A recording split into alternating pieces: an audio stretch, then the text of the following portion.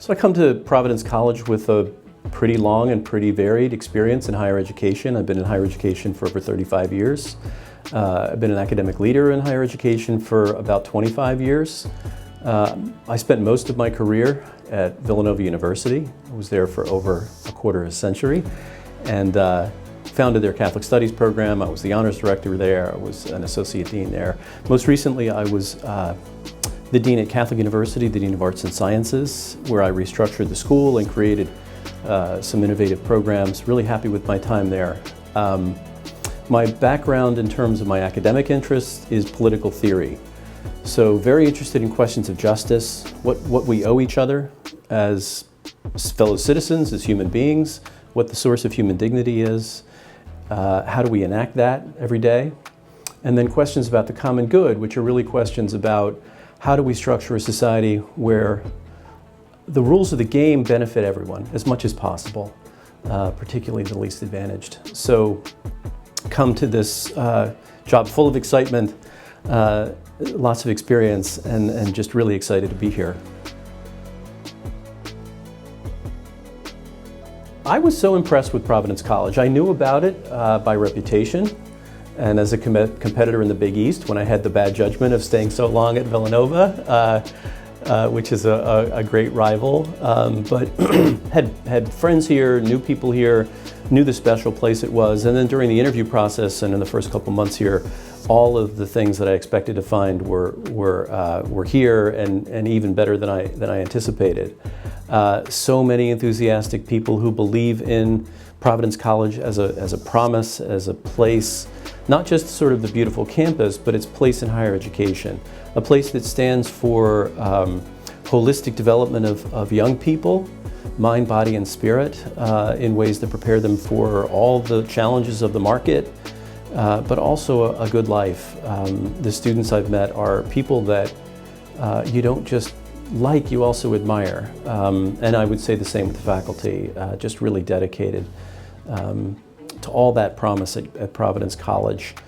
My heart is with undergraduate education. Coming to Providence College feels like coming home in a certain way, because I'm really committed to working with young people. When you work with young people, you work in the future.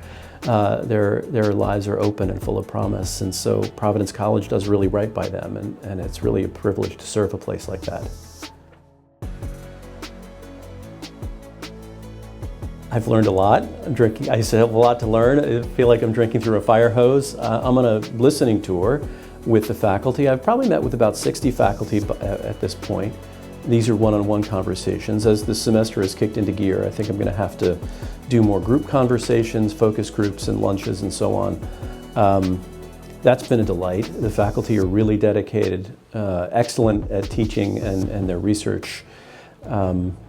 And one of the things that's really struck me about the place is I keep coming back to this notion of affection. When I say, tell me what I need to know about Providence College, it's always, I love the place, I love my colleagues, I love the students. That's what you get from faculty. That is a great foundation to work on. The administration is dedicated, really grateful to Father Ken for giving me this opportunity. He's got a great team in the cabinet. They've been really sources of support and learning for me. So just all around, just really excited to be here, and there's so much hope and promise building on the foundations that we have.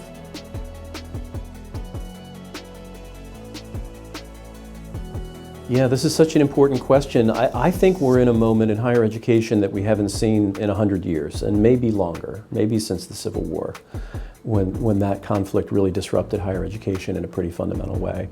Obviously a different landscape, but just everybody knows what the challenges are.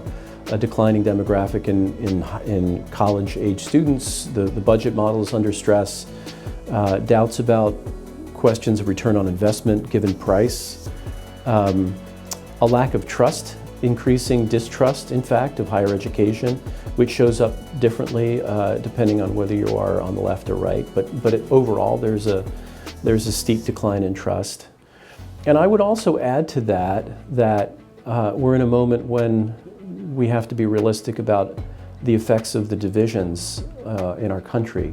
on higher education, which are landing, unfortunately, for our young people in our lap, in even situations of violence on campus, unfortunately. All those things need to be tackled and worked through. And I think I really like this phrase, the only way forward is through. You don't avoid these questions. You make sure that your graduates are job ready when they graduate, so that return on investment question is really set. You make sure that you give them the kind of education that you want for your own children, full of questions of meaning and purpose that this generation is really hungry for, and you emphasize over and over that character is not a bug in leadership, it's a feature of the program, and that we are training people who will be responsible citizens, ethical people in their calling, whether that's nursing or business or lawyering or whatever. Being really confident about the direction you're taking the institution, confident in your mission and your charge to really create this environment for holistic growth for students. And explain that really in a full-throated way so that you meet the challenge of declining trust.